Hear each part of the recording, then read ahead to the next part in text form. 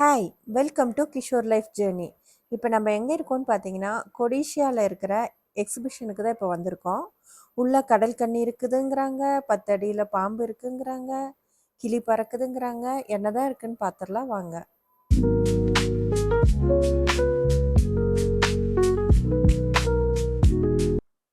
உள்ள என்ட்ரன்ஸில் பார்த்தீங்கன்னா, உள்ளே போனோடனே ஒரு டார்க் ஃபாரஸ்ட் தீம் தான் கொடுத்துருந்தாங்க.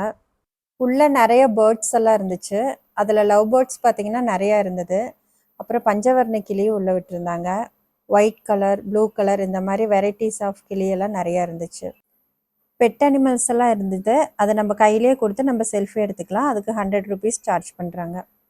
அங்கே பட்டர்ஃப்ளை பார்க் கொடுத்துருந்தாங்க.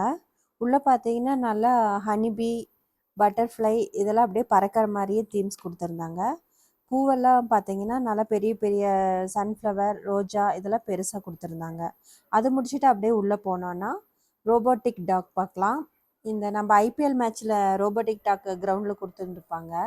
அது நம்ம டோனி வந்து வச்சு ஒரு வீடியோ போட்டிருப்பாரு. அந்த டாக் அங்கே இருந்துச்சு.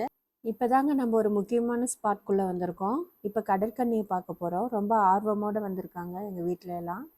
இப்போ நம்ம கடற்கன்னி உள்ளே வந்து கடற்கன்னி ஷோவும் பார்த்தாச்சு. கடற்கன்னி ஷோ முடிச்சுட்டு அப்படியே உள்ளே போனோன்னா அண்டர் வாட்டர் அக்வாரியம் போட்டிருந்தாங்க. அதில் நல்லா வெரைட்டி ஆஃப் ஃபிஷ்ஷஸ்லாம் இருந்துச்சு. நாங்கள் போனது சண்டே அப்படிங்கிறனால நிறைய கூட்டமாக இருந்தது. இதே நீங்கள் வீக் டேஸில் போனீங்கன்னா கொஞ்சம் கூட்டம் இல்லாமல் போய்க்கலாம். சண்டே குழந்தைகளை வச்சுட்டுலாம் போகிறது ரொம்ப சிரமம்.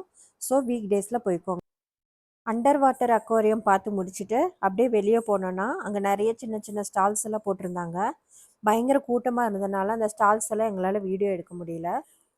அக்வாரியத்துக்குள்ளே நிறைய வெரைட்டி ஆஃப் ஃபிஷ்ஷஸ்லாம் நிறையா இருந்துச்சு. அது பார்த்து முடிச்சுட்டு அப்படியே வர்ற வழியில் பார்த்தீங்கன்னா ஒயிட் பேலஸ், அக்வாரியத்துக்குள்ளேயே ஒரு ஒயிட் பேலஸ் கொடுத்துருந்தாங்க.